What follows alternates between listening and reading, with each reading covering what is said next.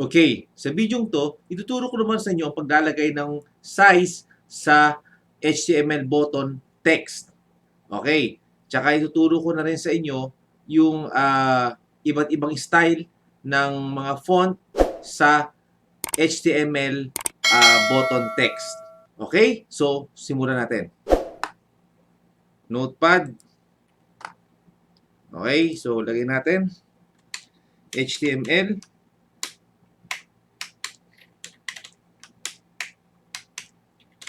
Title, lagay natin. Web page. Close ang title.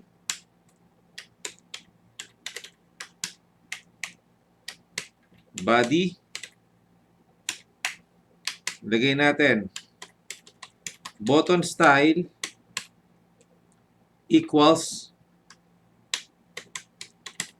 width. Okay, nung last tutorial natin, nagawa tayo ng mga sizes ng HTML button. So, kailangan natin maglagay ng width at ng height ng button ng HTML kasi minsan, kapag nilakihan natin yung text size is masyadong malaki or hindi magkakasya sa button. Okay? So, minsan lagpas-lagpas yung mga text niya sa mismong button. Kaya, syempre, kailangan nating maglagay ng size ng button such as width and height. Okay. So, lagyan natin. Okay. So, lagyan natin colon. Lagyan natin mga 250 px. Okay. Semicolon.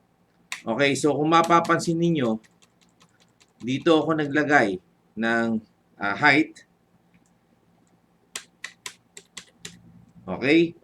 So, instead na horizontal, ang ginagawa ko tulad nung nakaraan is horizontal ang ginawa ko sa tag ng button is ngayon naman ganitong style. Okay? So, pareho rin naman kasi yon. Okay? So, as long na under sila or yung mga code ay under ng button tags. Okay? So, tuloy natin. Lagyan natin 70 px ang size ng button. Okay? So, lagyan natin. Font size. Bawa, lagyan natin mga 20 px. Okay? Then, ito yung size nung text, no? Dun sa button. Then, lagyan naman natin color para color nung button. Okay, lagyan natin blue. Okay? Lagyan naman natin font family. Okay. So, lagyan naman natin yung font style niya, okay, ng text natin is ilalagay natin elephant. Okay? Then, okay, close natin. Ayan. Then, lagyan natin dito command 1. Okay? Yan yung mag-a-appear as text. Command 1 sa button. Okay? Lagyan natin or i-close na muna natin yung ating button. Okay? So, lagyan natin. Close ang body. Close ang HTML. Okay, so save natin. Okay, pag sinave natin, lagyan natin button 4 sa folder kasi dati meron na tayong button 3 na nakalagay. So, para hindi mag-replace. Okay, file, save as. Okay, so desktop again. So, lagyan natin button 4. Okay, double click. Lagyan natin button 4.html. Okay. Save. Okay.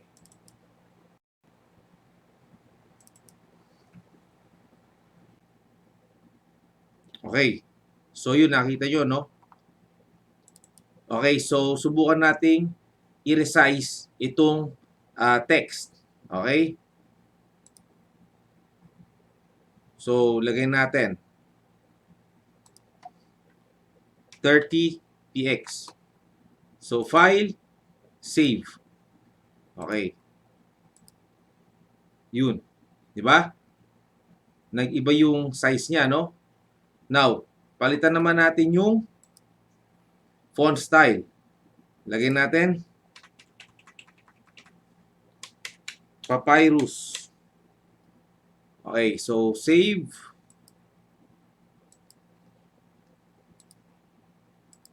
Ayun, naging Papyrus text siya, no?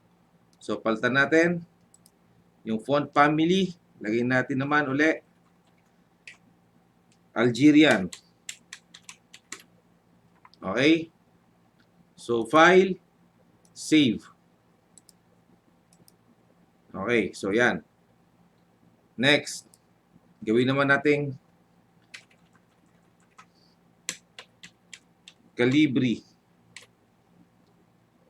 File, save. Yun. Okay? Then, Broadway.